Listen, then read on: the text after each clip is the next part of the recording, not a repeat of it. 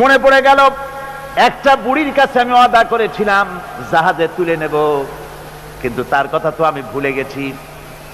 যখন জমিনে তিনি নামলেন, দেখলেন সমস্ত বিল্ডিং গুলি যা কিছু আছে, গাছপালা সব শেষ হয়ে গেছে, মানুষ সব শেষ হয়ে গেছে। মনে পড়লো বুড়ির কথা, হারে তার কথা তো ওয়াদা করেছিলাম সাথে নেব, কিন্তু ভুলে গেছি। হঠাৎ তিনি দূরে দেখতে পেলেন একটা ছোট্ট ঝুপড়ির মতো মনে হয়। মনে করলেন যেখানে পাহাড় পর্যন্ত নড়বড়ে হয়ে গেছে, ছোট্ট ঝুপড়িটা সেখানে টিকলো কি করে? কাছে গেলেন, ভেতরে মানুষ আছে বলে মনে হলো। কাছে গিয়ে ভিতরে জিজ্ঞেস করলেন কে? জবাব এলো, আমি এই ঘরের মালিক, বৃদ্ধা এক বুড়ি, আমি এক মহিলা, তুমি কে? উনি বললেন, আমি আল্লাহর পয়গম্বর হযরত নূহ আলাইহিস সালাম। বুড়ি বলছেন, ওগো আল্লাহর পয়গম্বর, আমার মনে হয় আমি ঠিকই বুঝতে পেরেছি পয়গম্বরেরা কখনো মিথ্যা ওয়াদা করেন না। আমার মনে হয় আপনি আমাকে খবর দিতে এসেছেন বন্যা কবে হবে।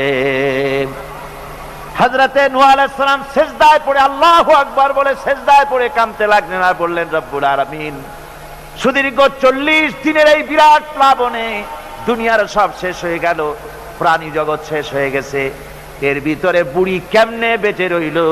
তোমার কুদরত বোঝা বড় দুঃসাধ্য। আল্লাহ রাব্বুল আলামিন ডেকে বলেন, নুহুরে, যখন বিপদ এসেছিল, মুসিবত এসেছিল, তুমি তোমার উম্মতকে ভুলে গেছো।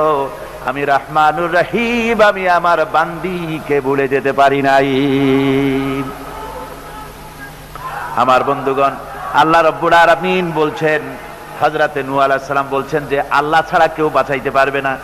এমনি করে ছেলের সঙ্গে যখন কথোপকথন হচ্ছিল, ওয়াহালা বাইনাহুমাল মাউজু ফাকানা মিনাল মুগরাকিন, উভয়ের মধ্যে যখন কথাবার্তা হচ্ছিল, তখন বিরাট এক ঢেউ এসে কেনানকে কোথায় হারিয়ে দিল, শেষ হয়ে গেল।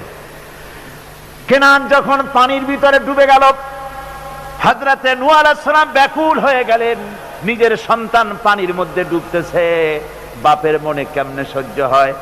পিতৃ স্নেহ উদ্বেল হয়ে পড়েছেন তিনি তখন বললেন, ওয়ানাদা নূহুর রাব্বাহু ফাকালা ইন্না ইবনি মিন আহলি। নূহ আলাইহিস সালাম চিৎকার মেরে বললেন, আয় আমার রব, আমার পুত্র, সে আমার আহাল, আমার পরিবারভুক্ত। পুত্রের মুক্তির জন্য নূহ আলাইহিস সালামের প্রার্থনা করা আদৌ বেঠিক ছিল না। সন্তানের জন্য স্নেহের দিক থেকে তা সঠিক হলেও আল্লাহর যে নিয়ম নীতি, তা ছিল সেই নিয়মের সম্পূর্ণ পরিপন্থী। আল্লাহ রাব্বুল আলামিন সাথে সাথে জবাব দিয়া দিলেন, ইয়া নূহ ইন্নাহু লাইসা মিন আহলিক ইন্নাহু আমালুন গায়রু সালিহ। আল্লাহ রাব্বুল আলামিন বললেন, ও নূহ, এই ছেলে তোমার ঘরের, তোমার আহাল নয়, সে তোমার পরিবারভুক্ত নয়। হযরতে নূহ আলাইহিস সালাম আল্লাহর এই কথা শুনে ভয়তে কেঁপে উঠলেন। নূহ আলাইহিস সালাম বললেন, আয় আল্লাহ, আমি সেই সব প্রার্থনা থেকে তোমার কাছে পানা চাই যে প্রার্থনা সম্পর্কে, যে জিনিস সম্পর্কে আমার নিজের কোনো ইলম নাই। আমি যা করে ফেলেছি, যা বলে ফেলেছি, ইল্লা তাগফিরলি ওয়া তারহামনি আকুম মিনাল খাসিরিন। আয় আল্লাহ, যা আমি করে ফেলেছি, বলে ফেলেছি, তুমি যদি আমাকে মাফ না করে দাও, তুমি যদি আমাকে ক্ষমা না করে দাও, আমার প্রতি যদি রহম না করে, তাহলে আমি ক্ষতিগ্রস্ত হয়ে যাব। আমার ভাইরা, এই জন্য ইসলামে রক্তের সম্পর্ক গৌণ, আর আদর্শের প্রশ্ন হচ্ছে মুখ্য। আদর্শ সবচেয়ে বড়। আপনার ছেলে হতে পারে, কিন্তু আল্লাহর আইনের আবদ্ধ হলে সেই ছেলের সঙ্গে স্নেহের সম্পর্ক থাকতে। হযরত আবু বকর সিদ্দিক রাদিয়াল্লাহু